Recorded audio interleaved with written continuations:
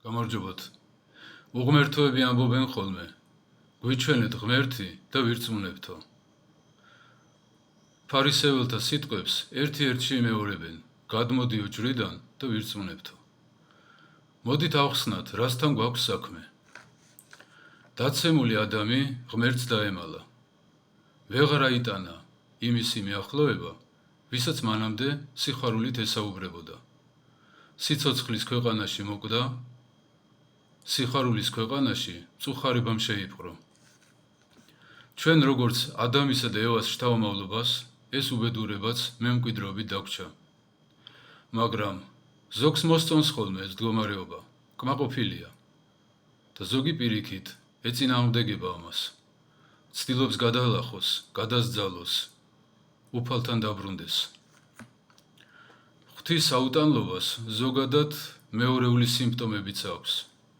მაგალითად, სიმართლის აუტანლობა, სიწმინდის აუტანლობა, სიკეთის აუტანლობა, უანგარობის აუტანლობა და ასე შემდეგ. ცოდვით დაზიანებული ქმნილებები დისტანციას იცავენ ხოლმე უფალთან. თავს ასე უფრო დაცულად გრძნობენ. უბედური ადამიანი ღმერთს საფრთხეთ აღიქვამს. ღმერთი არ დამალვია ადამს, ადამი დაემალა ღმერთს. და უბედური ადამიანის უბედური შთამომავლობაც იგივეს იმეორებს, ემალება ხოლმე ღმერთს ცოდვილ ცხოვრებაში, ლექსებში, პოემებში, ფსიქოლოგიაში, ფიზიკა, მათემატიკაში, იყიდე-გაყიდე ცხოვრებაში. ყველაფერს აკეთებს, რომ ოღონდ სიმართლე არ მიიღოს, როგორიც ის არის. სულ ცდილობს, რომ გადააკეთოს, ევაჭრება ღმერთს. ცოტა ესეო, ცოტა ისეო, ვერ ეგუება. ვიცით, რომ ღმერთი ყველგან მყოფია, მაგრამ თავის მყოფობას რატომ არ ავლენს? 1000 სიცაძაგლე და ბოროტება ხდება ყოველ დღე, ცხადად უფარულად და უფალი თითქოს ვერაფერს ხედავს, არ რეაგირებს. უფალი ან მისი მოწაფეები, როცა სადმე მივიდოდნენ, იქაური ეშმაკეულები წიილს იწყებდნენ. სახარებაში წერია, რომ ბოლო ჟამს, როცა ცაზე ჯვარი გამოჩნდება, გოდებდნენო ტომნი ქვეყანისანი. თუ ღამურას ნათურისა ეშინია, წარმოიდგინეთ შუაღამისას უცბად მზემ რო გამოანათოს, რა მოუვა. რა დღეში ჩაცივდებიან ეგრეთ წოდებული კარგი ადამიანები, რომლებსაც ღმერთი არ ჭირდებათ, რა დაემართებათ. ეს იქნება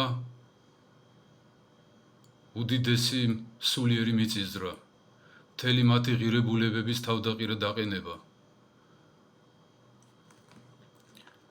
ღადარინელი ეშმაკეულებივით დაიწყებენ ყვირილს, ყველანი, დიპლომიანი და უდიპლომო შეშლილები, რომ ვადაზე ადრე მოხვედიო, ჩვენ სატანჯელად.